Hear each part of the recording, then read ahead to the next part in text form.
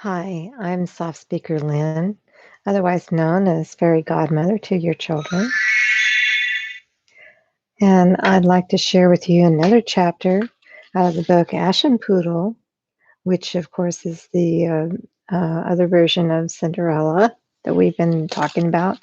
If you haven't already read the first story that I produced today, you might want to go back before looking at these chapters so that you get the story before you get the background. It might be easier to understand what we're talking about here. And now, what you read in the description, I didn't put the title, but it's called Recalibrating Our Worldview to Understand the Past. So, this is more about understanding the past in relation to the indigenous faith that Northern Europeans had. And you know how people are watching like India, they're watching Northern American Indians and how they have a faith that's indigenous to their culture. Well, we have a culture too, we Northern Europeans, and we'd like you to know about that. And we can have a respect for our own past.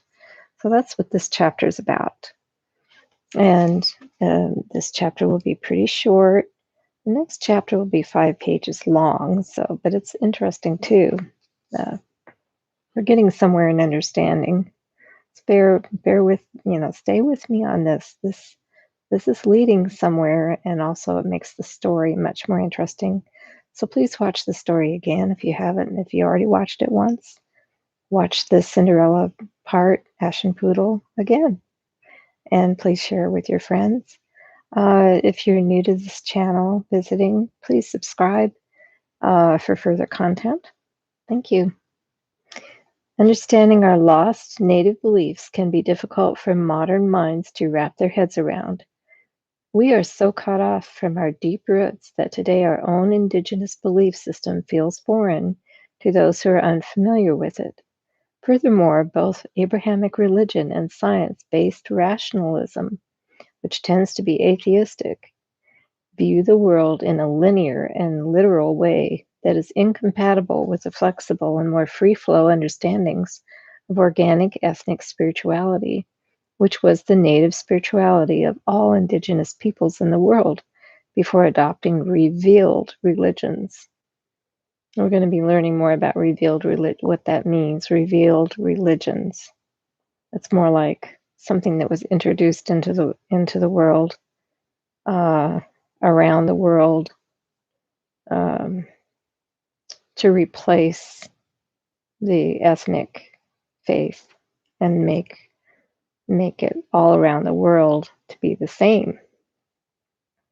Something that is quite disconcerting is that while ethnic Europeans today will often look to indigenous animistic belief systems other than ethnicities in the world with an admixture of interest and respect, often the very same people look at the indigenous beliefs of their own ancestors with mockery and derision. There is no real difference in broad terms between Japanese Shintoism, Polynesian animism, Native American spirituality, Indian Hinduism, and indigenous European belief. Referring to the former group's beliefs as primitive superstition with mockery is no longer socially acceptable. The situation is actually quite opposite. Laughing at a Native American spirituality in today's political climate will render one labeled a bigot. Yet, the West was first mired in Christian theological domination, which slandered European gods as false and local landwits as demons, before switching to the new religion of science, the adherents of which often openly laugh at both paganism and Christianity.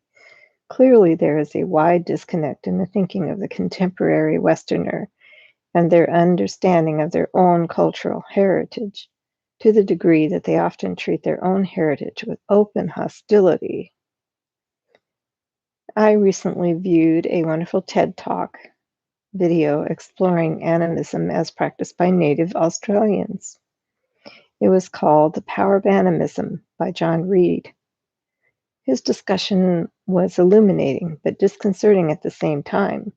His interest and understanding of an animist paradigm was spot on, and he gave a lucid discussion on the importance of an animistic worldview in nurturing a healthy societal respect for nature and environment, of being at one with nature instead of at odds with it.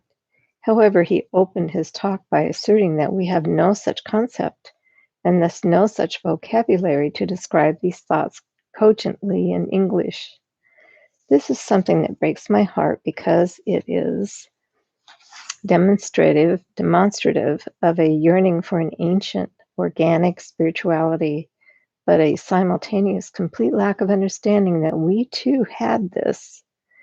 And the folk and fairy tale tradition demonstrates that we are not as removed from our ancient beliefs as we think.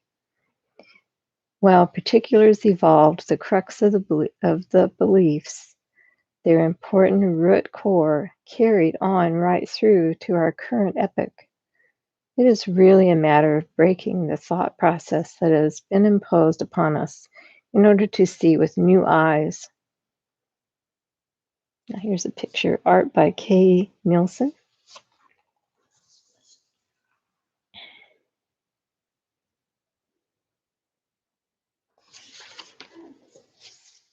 Returning to the first point, overcoming the hostility to paganism is only the first hurdle to understanding.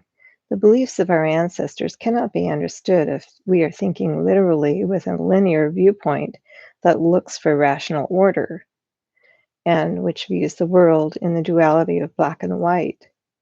One point that I have long understood but was especially driven home during my research for this piece was the fluidity within the lexicon of indigenous European belief. So when we're speaking of animism, it is important to recognize that there is a stark overlap between the standard view of animism, i.e., all things in nature have a spirit, and ancestor veneration. In fact, overlaps and confluences in mythology and folk belief is the norm. Ironically, whether one comes from a Christian mindset or a science-based rationalist mindset, both groups are trained to think in absolutes. A thing is this way because the Bible says so, or because the laws of physics say so. Under indigenous animism, irrespective of which culture you find it in, beliefs flow freely into one another. You will find variations and divergences by region and time period, maybe even by individual person, but there will always be a thread of familiarity and continuity that binds the variations together. Fittingly, while this is true for folk beliefs in general, it is also true for the stories and tales in which they are preserved.